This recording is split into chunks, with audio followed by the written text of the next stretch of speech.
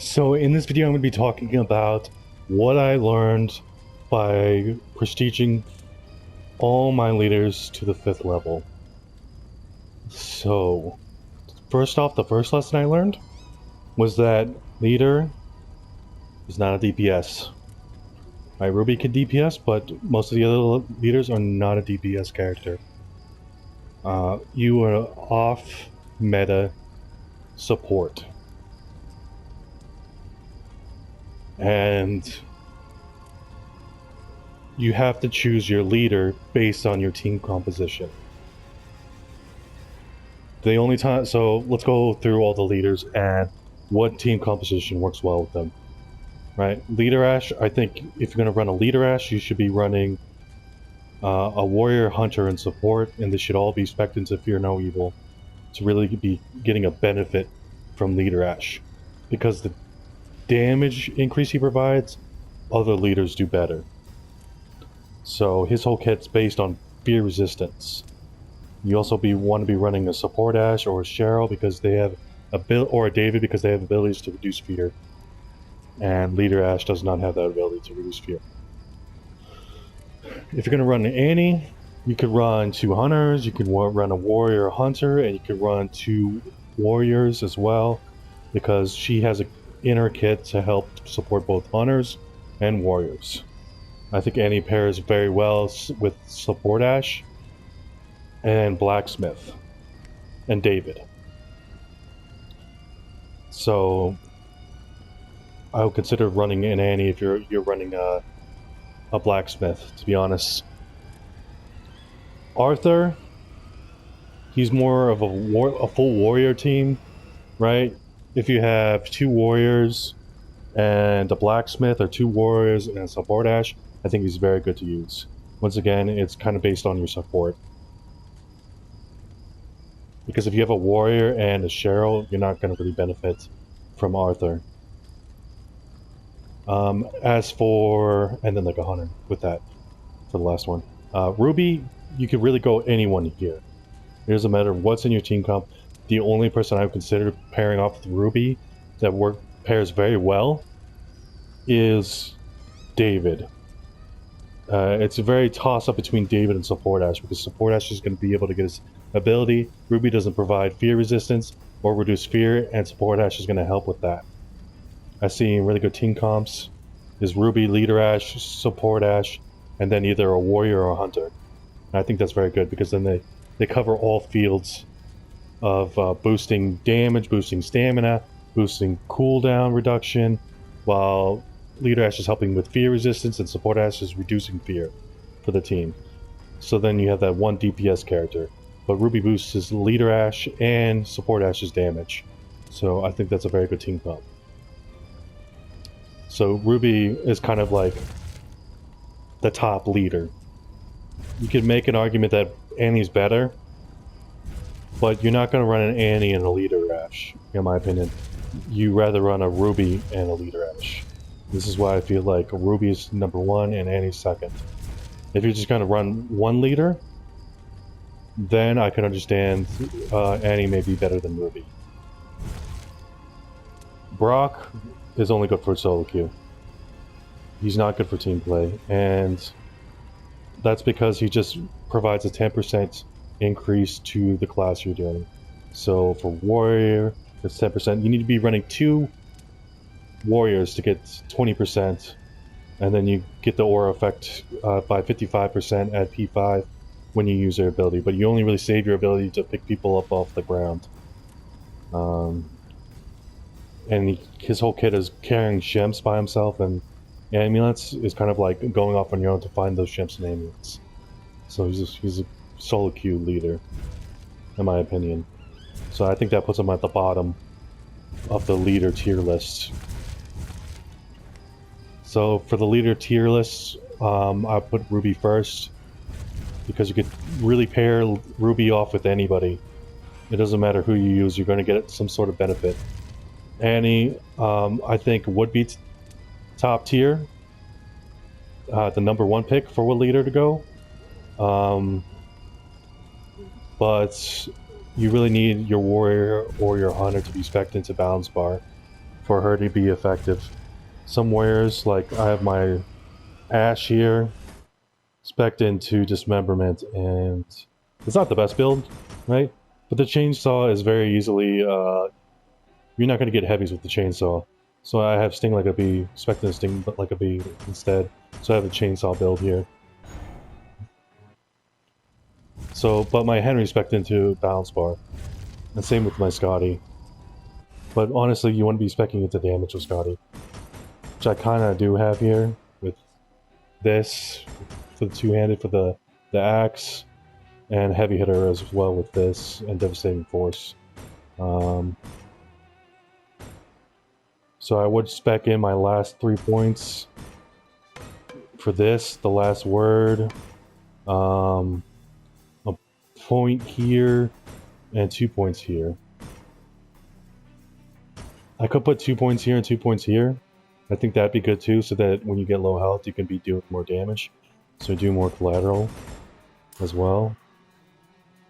15% of your max damage. So I think that is good, but like Mia, you don't really spec into Balance Bar because her whole kit's based on damage. So you can see I'm spec'd into just straight damage and damage resistance. So she's not going to really benefit from Annie, or she would benefit more from Arthur. So this is why I would put her in second. So that leaves Arthur and Leader Ash. So this is where it's kind of like a toss-up, and they're tied for third. Because if you're running 2 warriors, Arthur would be more beneficial. But if you're running a warrior and a hunter, Leader Ash should be more beneficial. So just based on your team comp, and this is why I say Leader is more just a off medic pick for support, because you're supposed to be supporting your team with your warrior. So in this way, I feel like Leader Ash would be better for a warrior hunter composition, and Arthur would be better for 2 warriors. Having said that, would you choose Arthur over Ruby? I don't think so. I think you would go with the Ruby. That way you have the damage reduction, and then the Ruby will be doing the hunter damage that you need. Because the optimal team comp right now is 2 warriors, a hunter, and a support. Just in case you go up against Plague, in case you go up against Puppeteer and Ball. These are kind of like the roles you need to be going. So in this instance, I would have put Arthur and Leader Ash at number 3, and then Brock is just in last place. The perfect team comps for every leader, I'm gonna just go through this real quick. Leader Ash is good with Warrior Ash because Warrior Ash can reduce his fear with his ability. I would go Hunter Ash as well here, just so you keep the Hunter Ash's fear down, so he's not going to be possessed, so he's not going to down his whole team here. And then Support Ash, so that you could reduce everybody's fear and then keep everybody's fear down with Leader Ash. Yeah. So for Annie, what's the best team composition for her? I would say the best team composition for her is Scotty with a Lumberjack Axe, so he's doing 20% more Balance Bar damage with the Lumberjack Axe. Hunter Ash, because he's got the weapon mastery for the double barrel, so he's doing 20% more Balance Bar with the double barrel, and he's doing more damage with it as well. And Annie's going to use her ability to increase his damage as well. And then you could go either David or Blacksmith.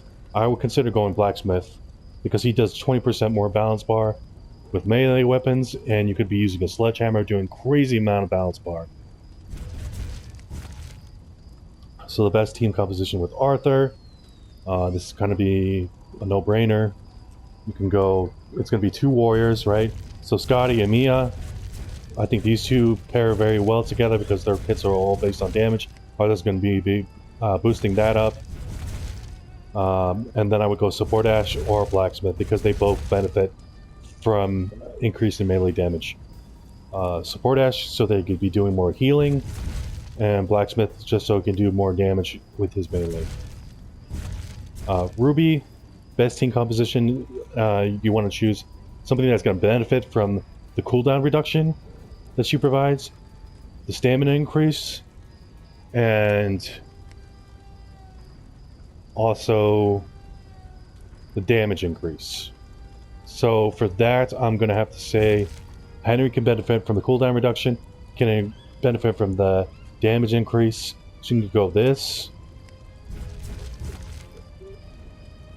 You can go Hunter Ash because he could benefit from the cooldown reduction, from the damage, and the damage reduction he gets. And then David because his ability is also good and pairs very well with Hunter Ash.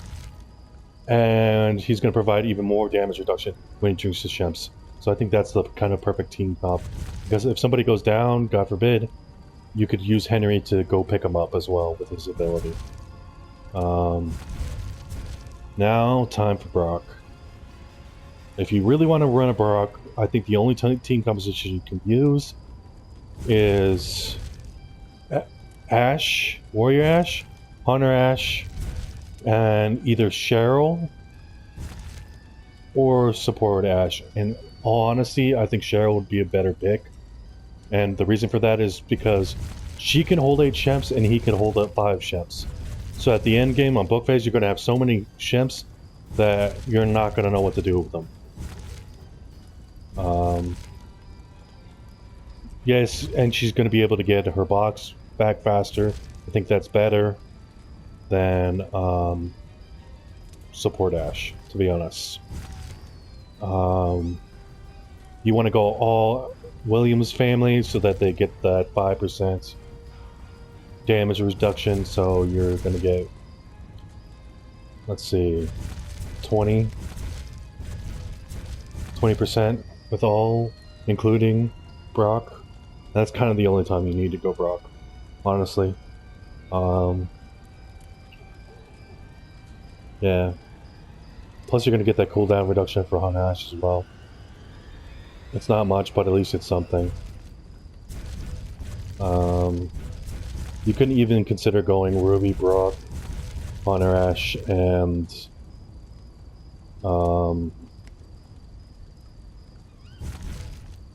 David, and then just use your ability as much as possible with Brock during book phase, and you'll be getting your abilities a lot faster.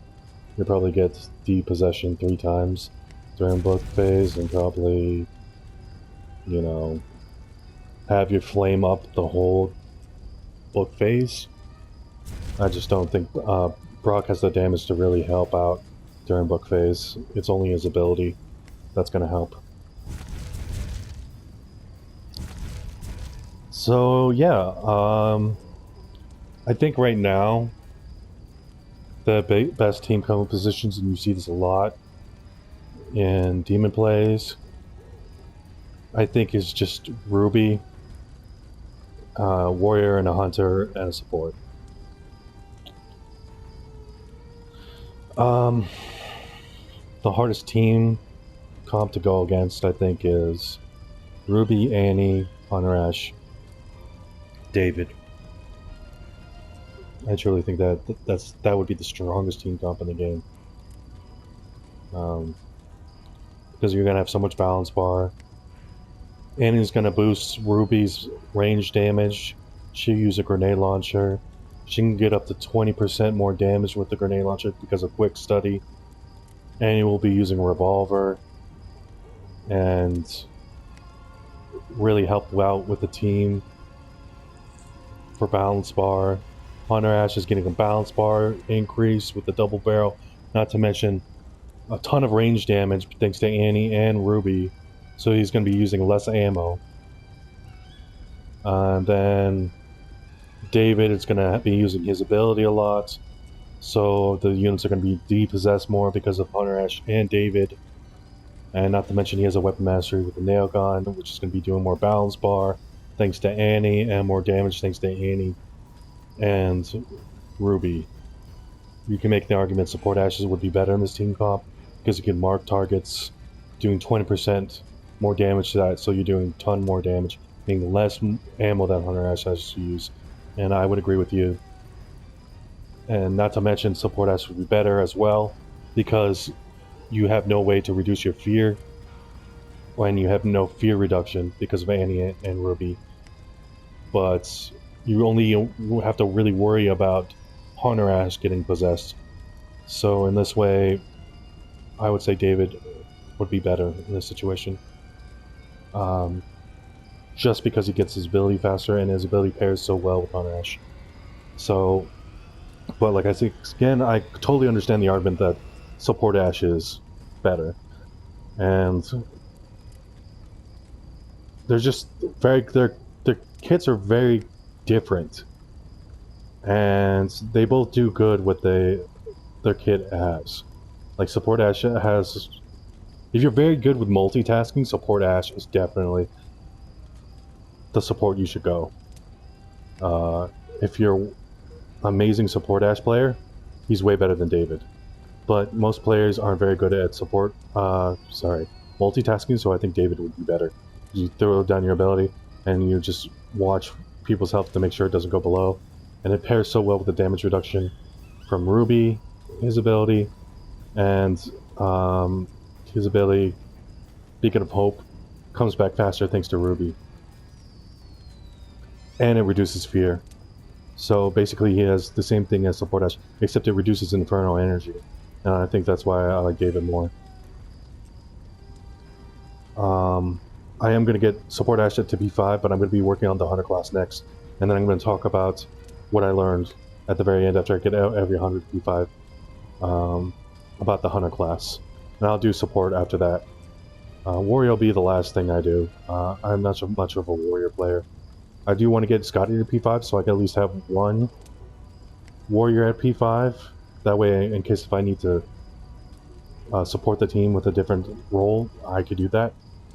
But yeah, that's what I learned playing leader. And I had a lot of fun P5ing all my leaders. And I love this game. And I really hope it continues to get new content. And I want to thank Saber for making such a wonderful game and implementing the prestige system.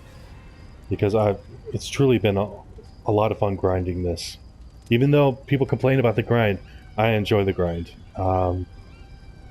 And it's needed, because if you go against a full team of P5s, it is tough as demon. You're going to be struggling. So I kind of glad it's taking it a little bit slower, because you're going to have the dedicated fan base and dedicated player be P5, not everybody. And I think that's needed. So thank you for watching the video. Gantz signing off.